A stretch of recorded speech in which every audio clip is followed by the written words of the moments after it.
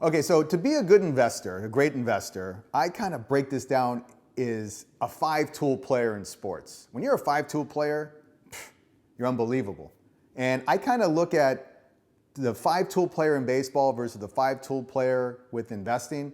I think of Willie Mays and Warren Buffett. And both of them have a tremendous amount in common. They're both great at what they do, and they're all around great investors, and we're great players. So that's how I want you to think of your investments. And let's go through the 5-tool player. A 5-tool player, first, is speed. They always say you're fast and you have speed. You don't necessarily have to be the fastest at the 40-yard dash or 60-yard dash to have a lot of speed. There's players who just know how to take jumps off the base. They know how to cut the corner correctly. They know how to take the extra base. They're very smart. They're not necessarily the fastest, but they know how to get the jump from the pitcher, which means they understand how to read the pitcher. They know how to read the game. So when it comes to investing, we want to make sure we know how to read what we're doing, read about our investments. So if you invest in a mutual fund, we want to read the prospectus, knowing what we're investing in. The goal is that we want to know what we own and why we own it. That is so important. If we know what we own and why we own it, you're going to understand everything, and most importantly, you're not going to panic. Because when the market goes up and down, most people panic. The goal is that we read the prospectus. If we have a mutual fund or if we own stocks, we understand why we bought the stock, why we own it. So you want to make sure that we understand what we own and why we own it. Second, for a 5-tool player, is that hit for above average, they say. Hit for above average. When you hit for above average, that means you're probably very good at hitting the ball to all fields. You hit it to the left, hit it up the middle, to the right side, because if you hit it just in one place, they would be able to shift properly and catch every ball. But when you can hit the ball to all fields, you're a pretty dangerous hitter. And that's why you're probably hitting for above average. When it comes to investing, you need to spread your money out. We call that diversification. We spread the ball out. We spread our money out. We spread our money into different sectors of the market: healthcare, technology, consumer goods, many different sectors. When we spread our money around, we are being very smart, because we never want to put our money all into just one investment, because what if that one investment went down 70 or 80%? You would have a serious problem. We want to spread our money out, because when some investments go down, we have some that might go up. Diversification is the key when it comes to investing. Just as a great hitter hits the ball to all fields. Now, third one, hit for power. You ever notice if you ever interview players, I've watched interviews before, and they hit for home runs. And you always ask them, how do you hit so many home runs? And most of the time a player will always say, well, I don't try to hit home runs. I just try to hit the ball hard somewhere. And you ever notice the line drives, when you hit a line drive, it could carry out of the ballpark. Line drives are the key to hitting home runs. If you try to think about hitting a home run, what usually happens? Usually we miss the ball, strike out, or we pop it right up in the air. I know, because I've coached many years and played, and all I can tell you is that when you think about hitting a home run, it never happens. When you least think about it, that's when it happens. So when it comes to investing, we need to do the same thing. We want to hit line drives with our money. Line drives. We don't need the home run. Put away a little bit of money here. We put a little bit of money here. Keep consistently investing every month, such as called dollar cost averaging, where we put a little bit of money in every month, regardless of what the market's doing. Now, let's say you own mutual funds. And in mutual funds, many times they have, in the funds, they'll get a dividend.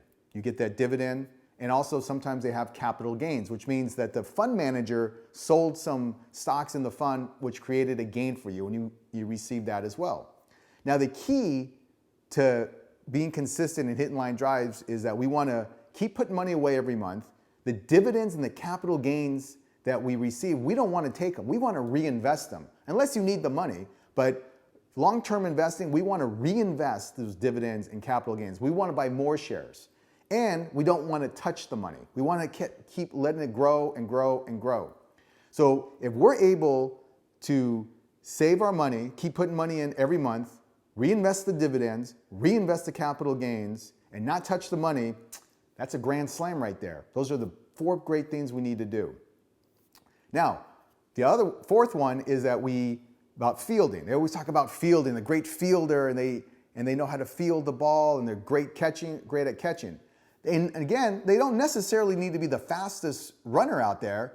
They're just very good about getting good jumps on the ball. They know how to get a jump on the ball. And also, especially if you're playing the outfield, and you ever notice when they play the outfield, you've ever been to a baseball game, you always hear the boo birds. They're always yelling, screaming, this, and that, and you got to concentrate. And you can't let that affect you, because if you let that affect you, it can make the difference between catching the ball and not catching the ball.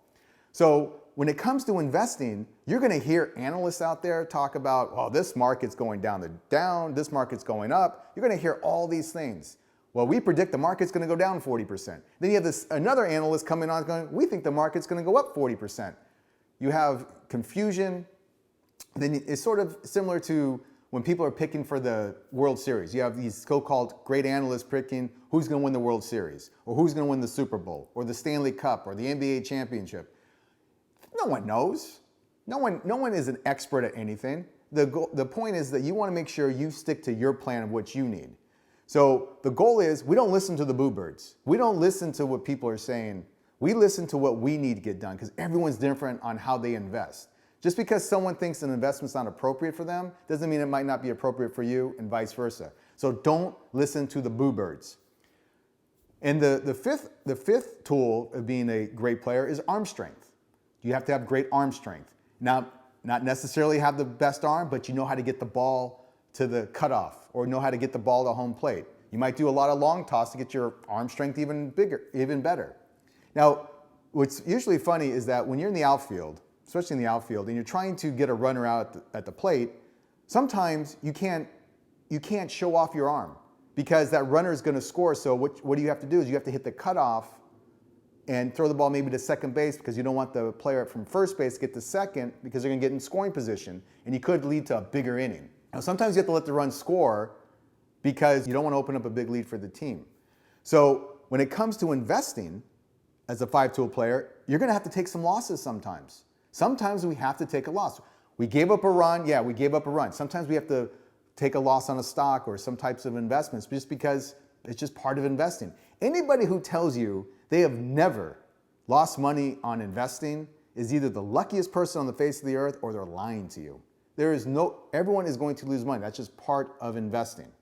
So if you're a 5-tool player and do these things that we're talking about making sure you diversify, and you have a plan for your money, you understand what you own and why you own it, and you know about, I might have to take some losses, and you're able to diversify your money, you can be in the Financial Hall of Fame. 5-tool player is a dominant player, and that's what we want to do. And just follow those 5 steps, and you'll be in the Financial Hall of Fame.